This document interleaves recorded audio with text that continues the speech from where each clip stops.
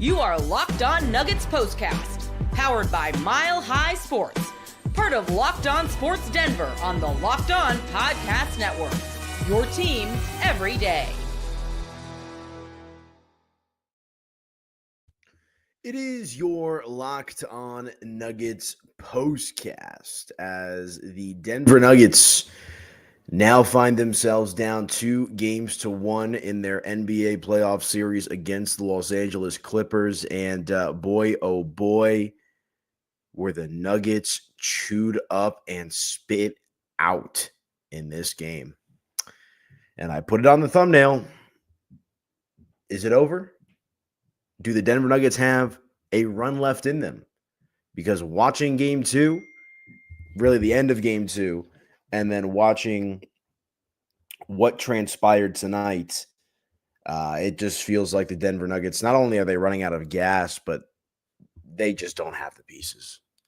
So again, I'm usually pretty optimistic, but I had Denver losing this game tonight. I did. I said it on Mile High Hoops podcast with my guy Jake Shapiro. I've said it on 104.3 The Fan. Talked about it over and over, leading up to this matchup, that I was concerned about how Denver would fare in this one. I did not expect a 117-83 loss in a virtually non-competitive game for the Denver Nuggets outside of the first handful of minutes in this one, where they actually looked pretty good. But the rest of the way, it was all Clippers. And it wasn't just ugly. I mean, it was hard to watch. It was hard to watch. And now you've got to wonder, obviously it's not like you're down 3-0. It's not even like you're down 3-1, right? Like we know how that goes, especially against the Clippers. But again, that was in the bubble. But that is about as bad as it gets tonight for the Denver Nuggets. 117-83, your final score. Real quick, guys. Tonight's episode of your Locked On Nuggets postcast is brought to you by our friends over at Game Time. Download the Game Time app, create an account, and use code LOCKEDONNBA for $20 off your first purchase. And where do we even start with this one? I mean, the defense, the offense, it was all bad. The 3-point shooting defense in particular, the Clippers runs, of which there was multiple of them. And I was texting some buddies because I was going back and forth. I had the Nuggets game on one TV, had the NFL draft on another. And hold on, I'm on Do Not Disturb. I don't know why my text message things. I'm sorry if you guys are hearing that. I'm on DND, so I don't know why those are still coming through. But it was just bad across the board, simply put. And, Nikola Jokic does his thing tonight with a triple-double. He finishes with 23, 13, and 13. But just not good enough across the board from everybody else. And I know Jamal had 23. Aaron Gordon, 15. Michael Porter Jr., 7. Christian Brown, 9. I mean, it's just horrible. It's horrible. So let's get into this real quick, the turning point. Time to reveal where the game was won or lost. It's the turning point. There's a lot of turning points in this game, but in particular, one that stands out to me is Denver started out 8 for 9 from the field, and then they were 13 for 28 there shortly thereafter. I mean, factor in the run that you saw the Clippers go on throughout the course of the game that, essentially set them up to run away with this one. And, just not a lot of heart from this Denver Nuggets team, man. And I don't know if that's a fault to them. The roster just isn't very good. As I've said numerous times on this podcast, or if you've heard me on 104.3 The Fan, this is a roster that has deteriorated before our eyes, and they continue to put the weight of the world on Nikola Jokic's shoulders. And Jamal Murray is not as good as he was 2 years ago. Aaron Gordon is not as good as he was last year and 2 years ago. Michael Porter Jr., and I know he was hurt here tonight, but a non-factor once again in this game.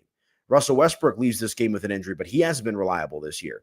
I mean, the only reliable player on the Denver Nuggets this season, virtually every single game, is the reigning defending league MVP, Nikola Jokic. And that might not be the case for very much longer, as SGA is likely about to be named the 2024-2025 NBA MVP. And the bottom line is, if anybody asks you why is Denver losing this series, why is Denver struggling in this series, and maybe this is unfair, but it's also just the fact of the matter, Nikola Jokic has not been the best player on the court.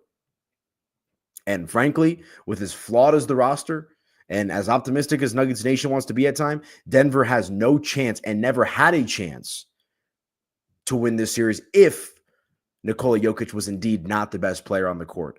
And not only has he not been the best player on the court, he hasn't even been the second best player on the court. Both of those players play for the Los Angeles Clippers in Kawhi Leonard and James Harden.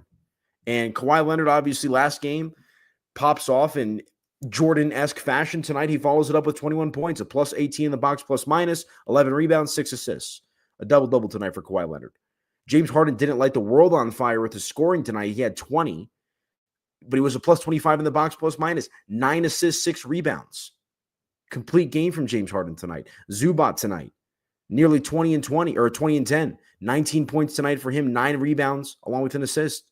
Norman Powell showed up tonight with 20 points. And again, it's one thing. We know Denver is not a great defensive team. They've been mid on defense all season long. No ifs, ands, or buts about it. The numbers back it up as well. But what I did not expect is the fall off offensively.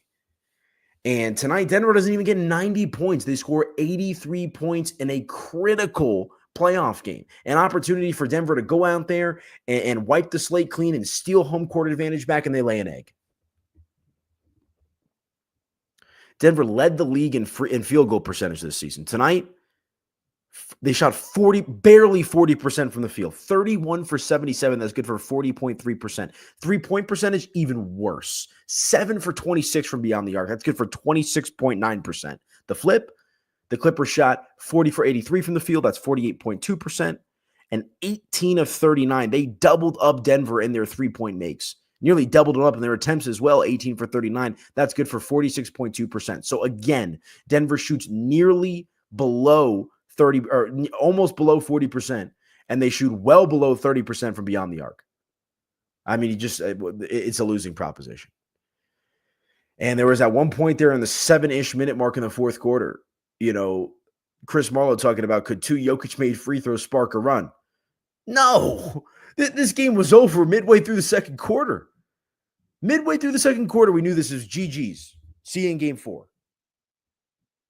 And so now, does anybody expect Denver to recoup? I'm typically an optimistic person, but it just feels like they don't have any juice. And they were lucky to win game 1. I caught some flack from that in some post-game comments, and I appreciate you guys interacting with me, even if you disagree, as long, we can respectfully disagree and have some good banter and conversation. But I'm telling you, Denver was lucky to win game 1. Now, they came back all right in game 2, and they blew that with a terrible sequence there at the end. And so it's like, how much more can you take? They are down. They're not out yet, but they are on an 8 count right now in boxing terms, right? I mean, they are wobbling trying to get up to beat that 10 count. So the Clippers still got to win 2 games in this series. Denver's got to win 3. It's a race to 4 and best of 7 series. So nothing's impossible. Nothing's out of the ordinary. We've seen Denver do it before. We've seen them come back from down 3-1, and they're only down 2-1 right now. But again, that was in the bubble, and that team was different. This team is a shell of what they were in the championship season. And I'm not trying to do the funeral show, but I mean, that is an embarrassing performance. And you know what this is? This proves all the doubters right. This proves all the haters right. This team ain't good enough. They're lacking it. And I am so curious. Again, there's still playoff games to be played. But even if they do figure out a way by some miracle to get past the Los Angeles Clippers in this round, I mean, they're going to get whooped by the Oklahoma City Thunder, bearing divine intervention. That's kind of where I'm at right now with the Denver Nuggets. Colorado Avalanche ain't much better either if you're a hockey fan out there or just a general Denver sports fan. I was in the building last night for Gabriel Landeskog's return to the ice, and boy, oh boy, was that a scene. But the game outcome, the Avs have played, 2 overtime games now. They've lost both of them. So let me know how you guys are feeling out there. So we got some comments. Well, my man here says, yes, it's over, even with adjustments. What's the point? What kind of adjustments? Denver was very lucky to win game 1. We're singing the same song, brother. We're singing the same song. They were lucky to win game 1. Let me hit my break. When we come back, we can get into the lack of adjustments that Denver could make, because they tried to make an adjustment or 2 tonight, and it did not work out very well at all, looking at these numbers and just watching the game with my own 2 eyes. So let me know how you're feeling out there, Nuggets Nation. Are you optimistic? Give me a reason to be optimistic. That's my one ask from anyone out there tonight. Or are we all on this sob train of the Denver Nuggets, who seem to be well on their way to doom and a first-round playoff exit? It's like we're in 2019 again. That's how it feels like. So we'll hit a quick break. We'll come back and do just that. And we'll continue on with the conversation right here on your Locked On Nuggets postcast. Back in just a moment, folks.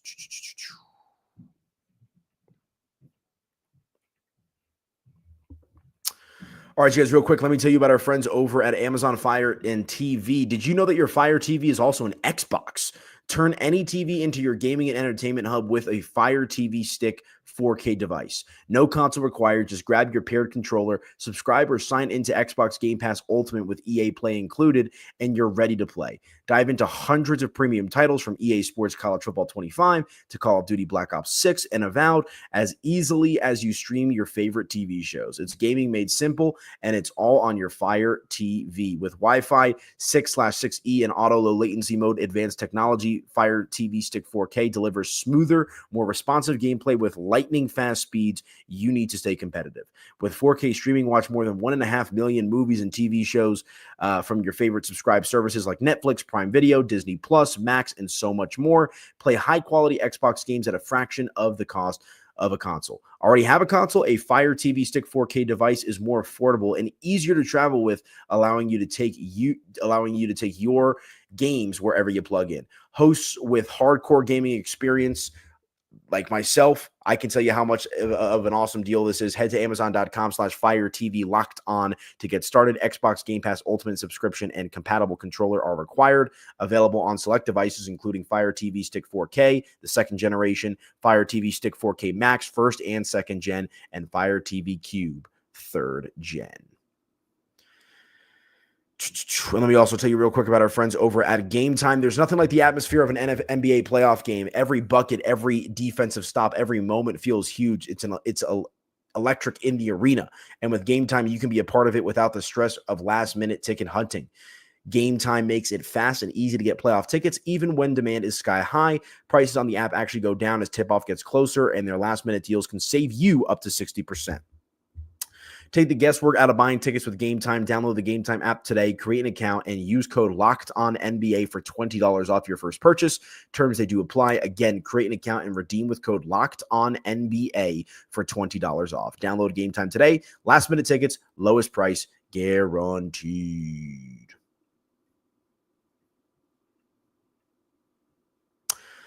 All right, welcome on back into your Locked On Nuggets postcast as the Denver Nuggets lose to the Los Angeles Clippers in Game 3 of their playoff series, 117-83. Your final score in this one.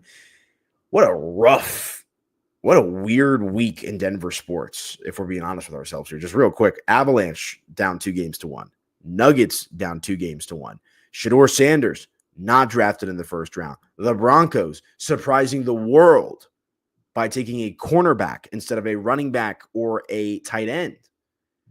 And the Rockies are 4-20. Interesting times in Denver sports, to say the least. But, of course, this is your Locked On Nuggets postcast. I'm your host, Aniello Piro. You guys can follow me on social at Media by AP. And, the one adjustment that I thought Denver might be able to make, and maybe it was a bit of a Hail Mary, and clearly tonight, just based off the results, it absolutely was playing a little bit more of Peyton Watson. And I see we got a comment here talking about how, they slowed down Kawhi Leonard, I guess to a certain extent, but he did finish with a double-double, 21 and 11 and 6, plus 18, the box plus minus. But I was just looking at the Nuggets roster, and the only player that had not really made an impact or played much in this series that I thought might be able to make an impact was Peyton Watson. And he was dreadful tonight. 18 minutes for P. Watt, only 2 points, 2 rebounds, no assists, and a team worst minus 29 in the box plus minus. And the reason I was talking about Peyton Watson is because he's got the length. He's been all right from the corner 3, right? But you also got to kind of try to spice something up. And here's the problem. It's got to put a bow on it. The new strategy for slowing down Nikola Jokic, and this goes back to my roster deterioration point that I made, is double and triple team him every single time and dare anybody not named Nikola Jokic to beat you. They will continue to leave Russell Westbrook wide open. And I know Russ was good in game 1 and helped push Denver to victory, which is crazy to think about. But the Clippers would rather let Russell Westbrook be wide open and do whatever he wants than let Nikola Jokic beat you. Okay, Russ is going to sit in the corner, but we're going to take your defender and we're going to throw him on Jokic. That's the strategy right now for the Los Angeles Clippers. And guess what? It's working. It's working. So again, the reason I'm not trying to do this funeral show right now, but even if by some miracle they're able to get past the Clippers, like I said, they're going to get whooped by the Oklahoma City Thunder. And this comes down to roster construction. It's the reason why Michael Malone and Calvin Booth were fired. More so Calvin Booth with that example. But again, I had, not a lot of them, but I saw some Nuggets fans, David Adelman, hot name and head coaching searches, which is true. Should he be the full-time head coach for the Denver Nuggets? They went 3-0 in his 3 regular season games. They won game 1 against the Clippers, and they nearly won game 2.